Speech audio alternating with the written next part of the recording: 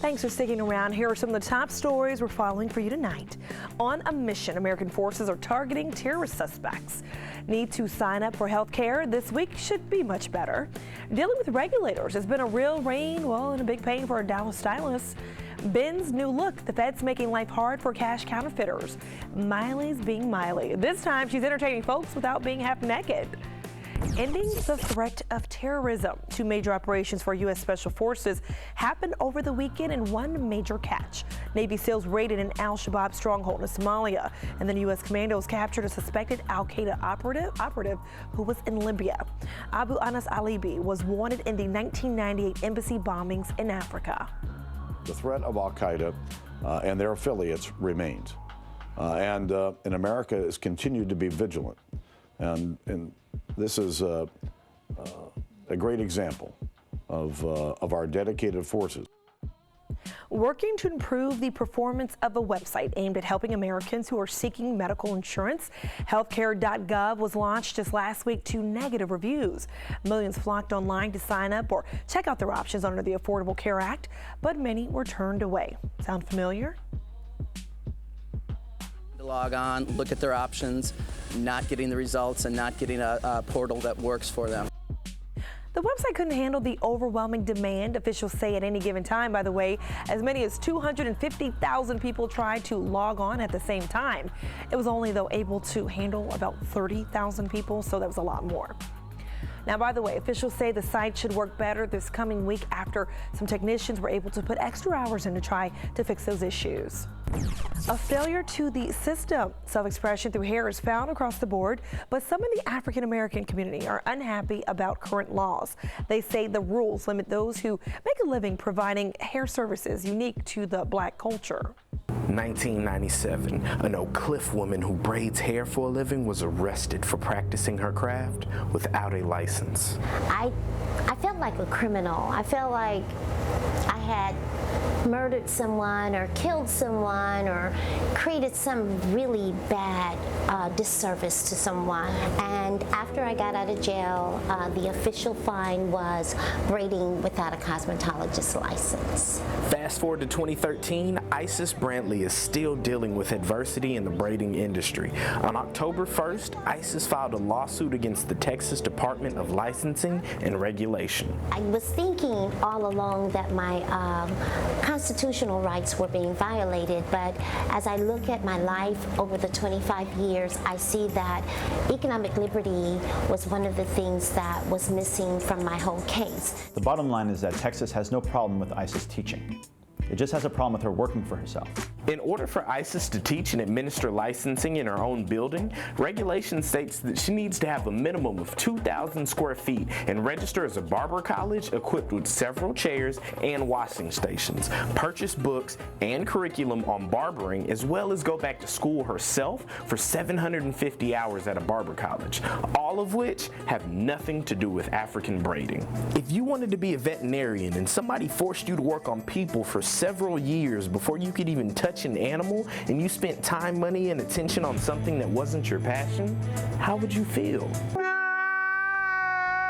This lawsuit also will have an impact on people that are just artists and that come up with things that are not, there hasn't been formulated a blueprint or any type of model to go by. This is the driving force behind the federal lawsuit.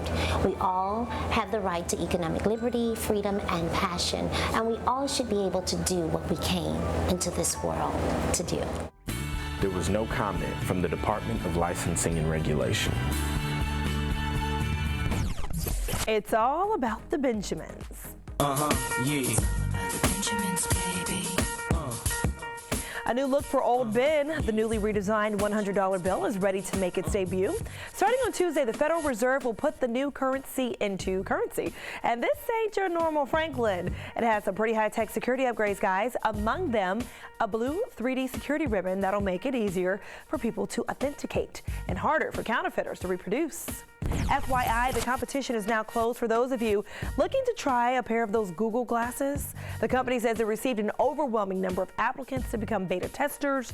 The glasses don't have any real lenses, though. They're essentially a headband with a display screen hooked up to Wi-Fi, allowing users to search the web, look up driving directions, among other tasks. This is sort of taking a smartphone, like an iPhone or an Android smartphone, and putting it on your body. I always take pictures, and so it's really convenient. It's right on my face, so that's awesome. The testers will be picked up based on creative tweets from the pool of applicants, but they will have to spend about $1,500 to buy the device. Now, is it really worth it to get your hands on cutting-edge technology? And here's tonight's buzz. If you missed Saturday Night Live last night, you missed a good show, man. Miley Cyrus hosted the comedy sketch show and was also the musical guest. And one of the many skits, the singer did a parody of her song, We Can't Stop. She played Michelle Bachmann. Red states and sweaty bodies everywhere. Bills in the house like we don't care. Cause we came to shut it all down now. No government around now. If you're not ready for health care. Okay, and that's Boehner, supposedly Boehner right there. How timely is it to mock Miley Cyrus and the government shutdown, right? Miley also confronts her earlier incarnation of herself in the opening skit of the show. All in all, it seems like Miley didn't take the show too seriously. She just had a good time, and it was pretty funny.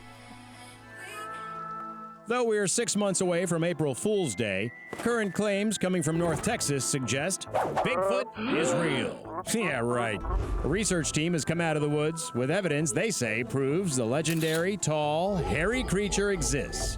We've all had experiences that have changed our lives. I mean, literally shook the foundations of what we believe in. During a press conference in Dallas, not only did the Sasquatch Genome Project allege they have DNA proof of the furry foe, but they also released what they say is never-before-seen HD video of Sasquatch enjoying a stroll in the woods and of Bigfoot taking a nap break. You know, eluding like everybody must really wipe you out. They even claim to have an up-close and personal clip of what researchers say is a female Bigfoot. It's not known how they know the sex of this supposed Sasquatch. If you ask us, she is in desperate need of a spa day. Capiche? Still, skeptics aren't really seeing it. Even our own Sci Guy is chiming in on past claims. Alas, the DNA samples proved to come from a bunch of different species, such as possums. So, Bigfoot or Big Fake? Is this myth real or just man-made? The only thing this new footage proves is that the legend of Bigfoot is alive and well. Like to eat on the run? Well, we try the new KFC Go Cup to see if it's worth our time. You're watching Nightcap, a different kind of news.